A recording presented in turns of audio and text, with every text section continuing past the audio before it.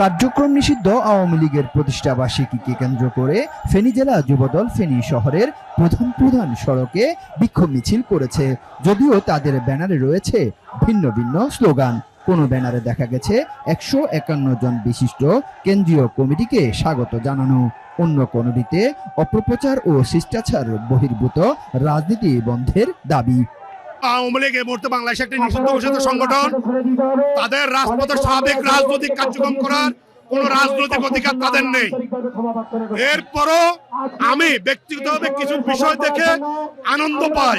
গত 17 বছর তারা আমাদেরকে রাজনীতিতে যে কষ্ট দিয়েছে, সকালবেলা মিছিল করতে বাধ্য করেছে, ভোরে রাত্রে মিছিল করতে বাধ্য করেছে, রাজনীতির প্রতিহিংসার যে কি কষ্ট তারা এখন নিশ্চয় সেটা হাড়ে হাড়ে টের পাচ্ছে।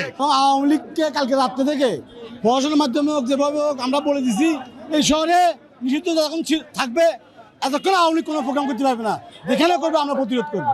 আমাদের যুব দলের স্বাগত মিছিল প্লাস আওয়ামী গুপ্তরা চোরাগুপ্তভাবে বিভিন্ন জায়গায় মিছিল করার পায়তারা করতেছে। এটার জন্য এটা বড় মাপের একটা সিগন্যাল দিচ্ছি আমরা যে এত লাশের পরে আবার মিছিল করার যদি সাহস দেখান, ফেনীর মানুষ আপনাদেরকে হাত ছাড় দিবে না।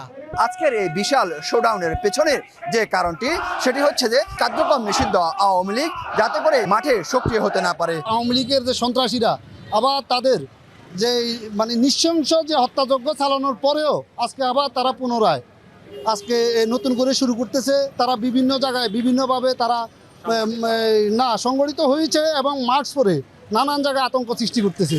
এরই পরিপ্রেক্ষিতে আমাদের কেন্দ্রীয় যুবদলের নির্দেশনায় আমরা আজকে রাজপথে তাদেরকে এটা প্রতিহত করার জন্যই আমরা নামছি। তাদের যে নৈতিক যে পরাজয় হয়েছে সেই পরাজয় থেকেই তারা পালিয়ে গেছে।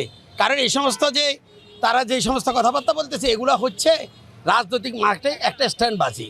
কারণ এর বাইরে আপনারা ভালো করে জানেন, আপনারা জনগণের বা জাতির বিবেক, জাতির চোখ, আপনারা দেখেন তাদেরকে দিনের বেলায় যদি আমরা টর্চ লাইট মারি কোনো রকমে খুঁজে পাওয়া যাবে না।